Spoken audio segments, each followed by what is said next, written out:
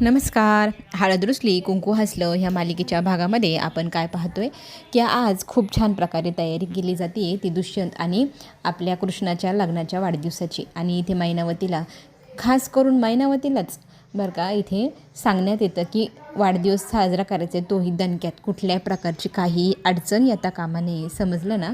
तर इथे मैनावती, हो हो सगळं कळतं आहे मला, मी कुठे काय करते, माझ्याकडेच तुम्ही असं बोडका उगारतात नेहमी. वाढदिवसच साजरा करायचा आणि दणक्यात करून टाकूया की. आता मात्र इथे चक्र फिरायला लागली आहे बरं का मैनावतीच्या डोक्यामधली. ती लगेचच त्वरित तात्काळ पोहोचते आपल्या पूजेच्या खोलीपर्यंत. तिथे जाऊन ती दरवाजा उघडते, आत जाते. पूजाला, हे पूजा अजून झोपलीस का, उठ उठ म्हणून हाका मारू लागते. पूजा मात्र म्हणू लागते की हे यांचं काय सकाळी सकाळी, समर या बाईला पहिले खोलीच्या बाहेर काढ रे, झोपू दे ना. आता हा समर बायकोचा बैल, हा म्हणू लागतो की तिला झोप येते, कशाला तुम्ही त्रास देत आहे, झोपू द्या ना. तर आता इथे मैनावती म्हणते, अरे झोपलात काय, आज किती काम आहे बघा ना घरात.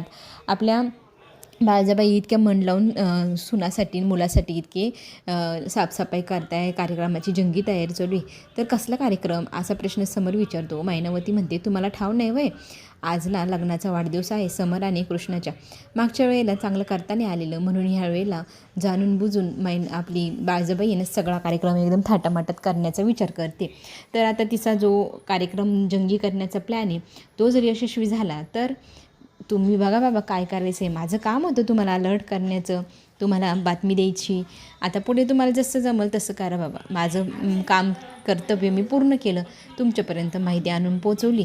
आता पुढे कसं आणि काय तुम्हीच बघा. आता हे सगळं ऐकल्यानंतर इथे पूजालाही मुद्दाम मैनावती म्हणते, चल बाई तुझी सासू खाली बोलवते काम करण्यासाठी, आणि एवढी तयारी करायची, हातभार तर लावायला हवा की नको. तर आता एवढं बोलून मैनावती खोलीच्या बाहेर जाते. आता ही इथे म्हणते की ती माझी सासू नाही आणि मी काही करेल याची कोणी गॅरंटी घेऊच नका, मी काहीच करणार नाही. आणि मी कुणाचा आनंद पाहू शकेल की नाही ही पण मला आता गॅरंटीच नाही आहे. समरकडे इथे पूजा पाहू लागते. समरला म्हणू लागते, त्या दोघांच्या लग्नाचा वाढदिवस आपण एवढ्या आनंदाने खरंच साजरं होऊ द्यायचं आहे का? आपल्याला काहीतरी करायला हवं, पण नेमकं काय करावं तेच कळेना. पण आता काहीतरी युक्ती वापरून काहीही झालं तरी त्या कृष्णा आणि दुष्यंतच्या लग्नाचा वाढदिवस आनंदाने साजरं होऊ द्यायचा नाही. कृष्णाच्या आयुष्यात मी आनंद पाहू शकणारच नाही. मला त्यांच्या आनंदात अजिबात सहभागी व्हायचं नाही आहे आणि तो आनंद मी कुणाला साजराही करू देणार नाही. बाळजाबाईंनी कितीही प्रयत्न करू दे, पण आपण त्या प्लॅनमध्ये काही ना काही खुसपटा करून तो प्लॅन बिघडवायचं म्हणजे बिघडवायचं. पण नक्की काय करावा आता ह्या गोष्टीच्या विचारात हे दोघंजणं बसलेले असतात. समर एक कटाक्ष आपल्या हिच्याकडे टाकतो, पूजाकडे. पूजा त्याला म्हणत असते, समर काहीही कर पण हा वाढदिवस साजरा होता कामा नये. मी त्या दुष्यंत आणि त्या भिक्कारड्या कृष्णाच्या आयुष्यात मी कधीच आनंद पाहू शकणारच नाही. तर नेमकं काय करावं आता, हे जे काही गोष्ट आहे ती सुचे नाही इथे काय करावी, पण करायला तर हवं, असं इथे दोघांमध्ये बोलणं चालू होतं. आणि ते समर म्हणतो की मी बघतो आपल्याला काय करता येईल, म्हणजे आपण तसं करूया. आता तो लक्ष ठेवतो बारकाईने की ह्या सगळेजण काय बोलत आहेत नाही काय नाही. सगळेजण खाली इथे जमा झालेले असतात. औक्षण करण्याची छानशी तयारी केलेली असते. बाळजाबाई स्वतः सगळ्यात पहिले कृष्णाचं आणि दुष्यंतचं औक्षण करते, त्यांना छान शुभेच्छाही देते. हे सगळं काही लपून छपून हा समर आता पाहत असतो, ऐकत असतो. आणि आता बाळजाबाई इतकं छान दोघांनाही औक्षण केल्यानंतर त्यांना शुभेच्छा देते, आशीर्वादही देते की तुमच्या सगळ्या इच्छा पूर्ण होत.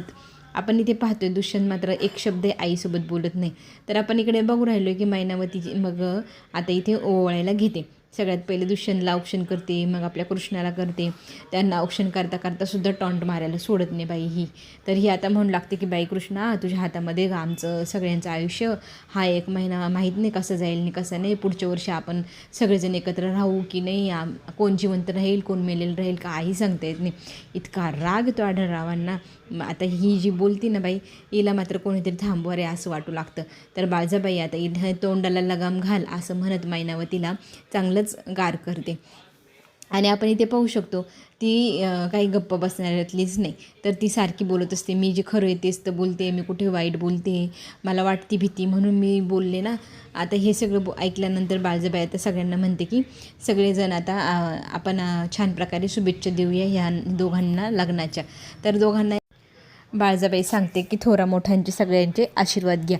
मग इथे सुरुवात करतात कृष्ण आणि दुष्यंत आढळरावांपासून. दोघांनाही इथे नमस्कार करायला सांगितल्यानंतर दोघंही त्यांना नमस्कार करतात. इथे आढळराव मात्र म्हणतात की तुमच्या आयुष्यात नेहमी आनंद नांदो, तुमच्या सगळ्या इच्छा पूर्ण हो, हीच जगदंबेच्या चरणी माझी प्रार्थना, हाच तो आशीर्वाद. हे दोघंजण आशीर्वाद घेऊन मग मैनावती आणि दलपत यांच्याकडे जातात. आता इथे पण दलपत म्हणतो की सुखी राहा, मात्र मैनावती म्हणते की तू जर सुखी राहिली तरच आम्ही सुखी राहू गं, तू काहीही कर, आमचा जीव वाचव बाई. तर आता इथे दलपत सतत ना मैनावतीला रागवतोय की तू का असं बोलते, एवढा शुभ दिवस आहे, सगळेजण आनंदात आहे, सगळ्यांना विसर पडतोय की नाही, तोच तू पुन्हा पुन्हा आठवण करून देते, तुझं तोंड प्लीज बंद ठेव, तुझ्यासमोर हात जोडतो. तर मैनावती आता रागाने तोंड बंद करते. आता आपण इकडे पाहू शकतो आशीर्वाद पुन्हा एकदा आपला कृष्ण आणि दुष्यंत घेतात. आणि आता कृष्णा दुष्यंतला खुणवते की आईंच्या पण पाया पडायचं. तो नाही म्हणत असतो तर ती म्हणते माझ्या सासूच्या पाया पडायला तुम्हाला लागेल म्हणजे लागेल, माझ्यासोबत येईन तुम्ही, नाही तर मी तुमच्याशी बोलणार नाही. मग तो तिचं ऐकतो आणि मग पाया पडतो. पाया पडल्यानंतर दोघांना छान आशीर्वाद आपली आई देते. तर आता आपण इथे पाहतोय बाळजाबाई म्हणू लागलेली आहे की आज तुम्ही दोघांनी दिवसभर काय करायचं ते करा आणि काय नाही, पण रात्रीच्या वेळेला आपण छान घरामध्ये एक समारंभ आयोजित करू आणि सगळेजण मिळून तो हातचा दिवस आहे ना सेलिब्रेट करूया. तर आज दिवसभरात तुम्हाला काय काय करायचं ते करा, असं म्हटल्यानंतर आपल्या कृष्णाच्या चेहऱ्यावर मात्र एकदम काळजीची छटा दिसू लागते आणि तिच्या चेहऱ्यावर म्हणजे अशी निराश झालेली ती दिसते बाळजाबाईला. तर बाळजाबाई ती कृष्णाला विचारू लागते की तुझ्या चेहऱ्यावर खूपच काळजी दिसते, तू कशाची काळजी करत आहे एवढी. तर आता ती सांगत नसते, तर सांग ना गा असं म्हणू लागते. तर आता इथे मुद्दामच मैनावती म्हणते अहो त्या दोघं नवरा बायकोंना त्यांचं एकांतात काही साजरे करायचं असेल आपल्या सगळ्यांसोबत मग अडचण होऊन जाईल की नाही, हसू लागते. मग तर आता इथे आपली कृष्ण सांगू लागते नाही तसा विषय नाही आहे, खरं तर आज ना बैठक आहे आमदारांकडे सरपंचांची तातडीने बोलवलेली आहे, तर तिथे किती वेळ होईल आणि किती नाही, आणि घरामध्ये एवढा समारंभाचा आयोजन करण्यात येत आहे आणि त्या सगळ्या कामात माझी मदत नसणारी ह्या गोष्टीमुळे मला जरा कसतरीच होते आणि काय करावं ते सुचत नाही. तर आता इथे सगळ्यात महत्त्वाची जनसेवा असं आढळराव म्हणतात. जनतेची सेवा करणं आपलं महत्त्वाचं काम. त्यांनी आपल्याला एवढं विश्वासाने निवडून दिले तर त्यांच्यासाठी आपल्याला पहिले काम करायला हवं आणि काही हरकत नाही. इथे बाळजाबाई म्हणते कितीही उशीर झाला तरी 9 वाजेपर्यंत तू घरी येशीलच ना, तोपर्यंत आम्ही सगळी तयारी करून ठेवू आणि घरात इतकी माणसं आहेत की अजिबात काळजी करू नको, तू तुझी कामं बिनधास्त कर. आता हे जबाबदारी तू जर गावाची घेतली तर ती पूर्ण तर करावी लागेलच. जनसेवा ही आपल्या घराण्याला दिलेला सगळ्यात मोठा आशीर्वाद आहे. तुझ्या सासऱ्यानंतर मी केलं, माझ्यानंतर तू करते, हे अविरतपणे चालूच राहायला हवं. कुणालाही कसलीही कमी होता कामा नये. आणि राहिला विषय घरातल्या कामांचा किंवा हे सगळं करण्याचा, एवढी सगळी मंडळी आहेच की आम्ही सगळं काही आवरून घेऊ आणि लागलीच काही मदत तर आम्ही मग तुला सांगूच. पण आता इथली काळजी करू नको, जनतेची काळजी सगळ्यात महत्त्वाची. तर तू मीटिंगला वगैरे गेली तरी चालेल. तर आता इथे दुष्यंत आपल्या बायकोला सोडवायला जाऊ लागतो. तर मैनावती त्याला म्हणू लागते अरे तिला काम आहे, तू कुठे निघालास. तो म्हणतो तिला सोडवायला जातो आहे, काही प्रॉब्लेम. तर ती म्हणते नाही. तर आता हे सगळं बोलणं गुपचूप लपून छपून हा आपला समर ऐकत असतो. समरला आता आयडिया आली काय करायला हवं. मग तो खोलीत जातो, लगेच मिसेस करत तिला सांगू लागतो की इथे आपण काही करण्या अगोदरच एक सरपंच बाईला सगळ्यात महत्त्वाची मीटिंग आली तर तिला त्या मीटिंगला जायचं आहे. तर आता आपण काय करू शकतो, काही आयडिया. तर आता इथे लगेचच ती म्हणते तुझ्याकडे जर त्या आमदारांचा नंबर असेल, आपण त्यांना जर सांगितलं की काही करून मीटिंग उशिरापर्यंत चालू द्या, तर कसं मग ती घरी पोचणारच नाही आणि समारंभ होणारच नाही. ही आयडिया भारी आहे असं म्हणत लगेचच समर त्या आमदारांना कॉल करून सांगू लागतात की नमस्कार मी यांचा मुलगा बोलतो आहे. ते म्हणतात बोला की. तर आता इथे आमच्या सरपंचबाईंना आज लग्नाचा वाढदिवस साजरा करायचा आहे. तर इथे आमदार म्हणतात असं का, मग मी लगेचच आजची मीटिंग कॅन्सल करून टाकतो, ते आल्या नाही तरी चालतील ना. तर लगेच तो म्हणतो नाही अहो आम्ही काय सांगतो आहे ते पूर्ण ऐकून तर घ्या. खरं तर समर आता इथे खोटं बोलतो आहे की आम्हाला तिला सरप्राईज असं द्यायचं आहे, तर तिला 9-10 वाजेपर्यंत तुमच्याकडे काही करून अडवून ठेवा आणि ती जेव्हा घरी येईल ना तिला आम्ही असं जंगी सरप्राईज देऊ, म्हणजे तिला एकदम भारी आश्चर्य वाटेल की मला एवढं भारी सरप्राईज दिलं आहे उशिरा. तिला असं वाटत राहील दिवसभर की माझा वाढदिवस लग्नाचं कोणी साजरा करत नाही असं. मग ती असं थोडंसं मन दुखावले जाईल वगैरे. आणि जेव्हा घरी येईल तेव्हा तिला एवढं जंगी स्वागत पाहिल्यानंतर तिला इतका आनंद होईल. तो आनंद आम्हाला तिला मिळवून द्यायचा आहे, हो की नाही. तर आता इथे समरने आपली बाजू पूर्णपणे साहेबांसमोर मांडली. आमदार साहेब म्हणतात ठीक आहे बुवा, तुमची जशी इच्छा. त्यांना सरप्राईज कळू द्यायचं नाही, अडकवून ठेवायचं ना. तेवढं काम मी आढळरावांसाठी करू शकतो. आढळराव एवढे आपले जुने खास मित्र आहे. ही गोष्ट ऐकल्यानंतर आता आमदार थांबतायत म्हटल्यावर तरी ते समरला काय करू नये काय नाही असं झाले. पूजाला तर हात जणू काही आकाशाला पोचलाय की काय असा आनंद होऊ लागलेला आहे. आणि त्यांनी आपली इच्छा पूर्ण केली. ह्या गोष्टीचा आनंदही ते आभार मानून व्यक्त करतात. आणि फोन ठेवल्यानंतर लगेच नाचत कूदत समर आणि पूजा सेलिब्रेशन करू लागतात की बापरे, सुंठे वाजून खोकला गेला आणि आपल्याला काहीही मेहनत करावी लागली नाही, किती भारी ना. तर आता इथे आपण पाहतोय कृष्णा मीटिंगसाठी पोचली, पण अजूनही खूप वेळ झाला तरी आमदार साहेब काय आलेले नाही. आणि सरपंच सगळ्या गावांची वाट पाहून पाहून कंटाळून गेले. अजूनही आमदार साहेब आलेले नाही. त्यांना कधी उशीर होतच नाही. आज पहिल्यांदा असं झाले की आमदार साहेब अजून आलेले नाही. थोड्याच वेळात आमदार साहेब तिथे येतात आणि सगळ्यांची माफी मागू लागतात की आज मला उशीर झाला बरं. पण मला काय वाटतं आता उशीर झालाच आहे, तर आता मीटिंगला भरपूर वेळ लागेल ना. तर आता जेवणाची पण वेळ झाली, तर आपण काय करू, जवळच्या हॉटेलला जाऊ, जेवण खावण करू आणि मग बाकीची मीटिंग वगैरे पुढे करूया.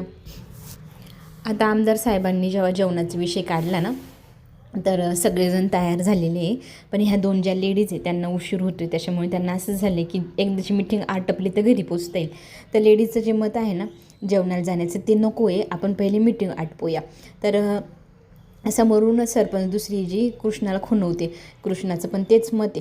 तर कृष्णा आमदार साहेबांना म्हणते की मला काय वाटतं आपण पहिले मीटिंग करून घेऊया, मग जेवणाचं पाहूया, कारण उशीर होतो आहे. तर आता इथे आमदार साहेब म्हणतात पोटात जर कावळे गावत आहे तर आपण मीटिंग कशी करू शकतो, मग डोक्याला चालना तरी मिळेल का उपाशीपोटी. बरं, आपण आता जनतेचं कौल घेऊया. म्हणजे कसं निवडणुकीच्या वेळेला कसं आपण कोणाचं किती मत पडते तसं आपण इथे कोणाचं किती मत पडते त्यानुसार ठरवूया काय करायचं आणि काय नाही. जर ज्यांना जेवायचं हॉटेलमध्ये जाऊन त्यांनी हात वर करा, ज्यांना नाही जेवायचं त्यांनी हात खालीच ठेवा. जितकी मतं पडतील त्यानुसार आपण पुढे काय करायचं ठरवूया. तर जास्त लोकांनी हात वर केला, मग सगळेजण जेवायला निघतात. आपले आमदार साहेब कृष्णाला म्हणतात की तुम्हाला नाही यायचं होय. तर ती म्हणू लागते की नाही मला अजिबातच भूक नाही आहे. आमदार साहेबांनी तिला किती आग्रह केला पण ती नकारच देते जेवणासाठी. तर हे बाकी सगळेजण जेवणासाठी निघून जातात. ती मात्र ताटखळत तिथेच खोळंबा करत बसलेली असते. घरी मात्र जंगी तयारी चालू झालेली. तिला मात्र आता इथेच उशीर होतो आहे, त्या गोष्टीची चिडचिड पण होते, पण संयमाने ती तिथे थांबलेली असते. आणि आपण पुढे पाहतच आहोत घरामध्ये सगळेजण डेकोरेशनसाठी फुगे फुगवत असतात. फुगे फुगवताना ना गमतीशीर गोष्टी घडतात.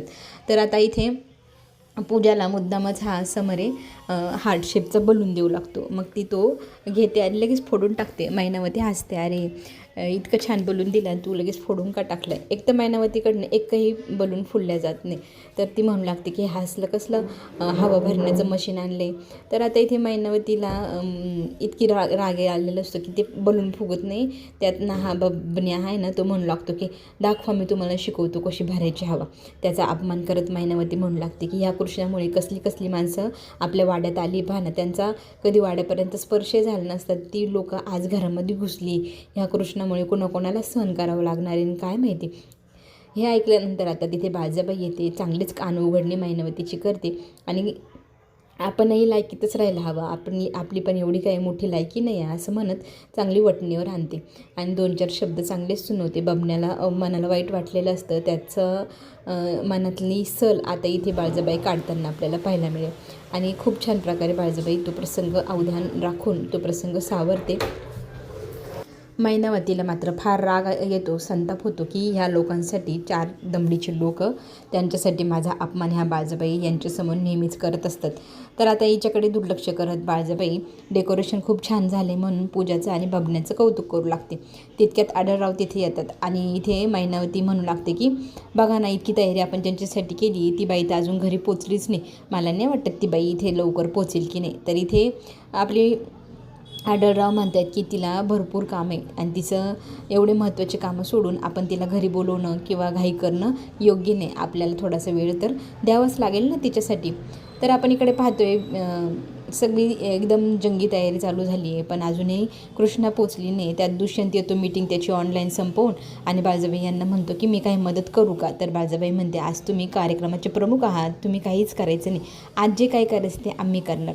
तर आता इथे आढळराव म्हणतात मी काही करू लागू का. तर आढळरावांनाही इथे बाळजाबाई म्हणते काही करू नका, फक्त छान प्रकारे तयारी करा स्वतःची आणि कार्यक्रमासाठी या आणि थोड्याच वेळात कृष्ण पोचेलच की. तर बाळजाबाई आता म्हणू लागतात की नाही तर दुष्यंत तू एक काम कर, आत्ताच्या आत्ता ना आपल्या कृष्णाला फोन कर आणि किती वेळ लागतोय तिला किती नाही ती तिला फोन करून विचार.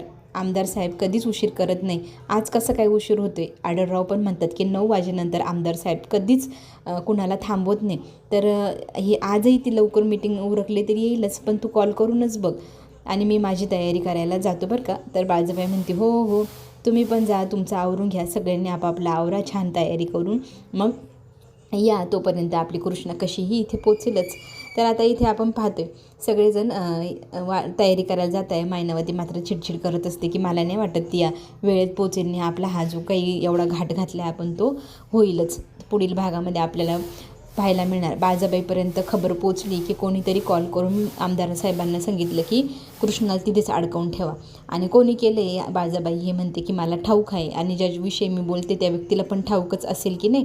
तर आता मायनावती ह्या दोघांकडे पाहते, म्हणजे मायनावतीला लक्षात येतं की ह्या दोघांनीच प्लॅन करून तिला तिकडे अडकवलं आहे. तर आणि इथे आपली बाळजाबाई बोलत असताना समर तिच्याकडे पाहत असतो. आता मात्र इथे चांगलीच कान उघडणी बाळजाबाई करताना पाहायला मिळणार. चांगला स्टोल ज्याला बसायचं त्याला बसलेलाही पाहायला मिळणार. आणि कृष्णाला घ्यायला डायरेक्ट पाठवते दुष्यंतला बाळजाबाई. आणि मीटिंग संपलेली असो नसो आपल्या कृष्णाला जाऊन लगेच त्वरित तात्काळ घेऊन यायचं आणि आपल्या घरी तिला आणल्यानंतर आपण इथे कार्यक्रम सुरू करूया. चला, बघता बघता इतक्या जणांनी ठरवलं की कार्यक्रम खराब करायचा, तरीही तो खराब करूच शकलेली नाही समोरची व्यक्ती, कारण बाळजाबाईंनी प्रसंग अवधान दाखवले. त्यांनी दाखवलेली चालाखी ही समरला चांगलीच भारी पडणार आहे. चला पुढे काय होणार पाहण्यासाठी नक्की आपण भेटूया पुढील भागामध्ये. आता घेऊ छोटीशी विश्रांती. चॅनलला लाईक आणि सबस्क्राईब करायला विसरायचं नाही. कमेंटमध्ये सांगा कसा साजरा होईल ह्या दोघांच्या लग्नाचा वाढदिवस.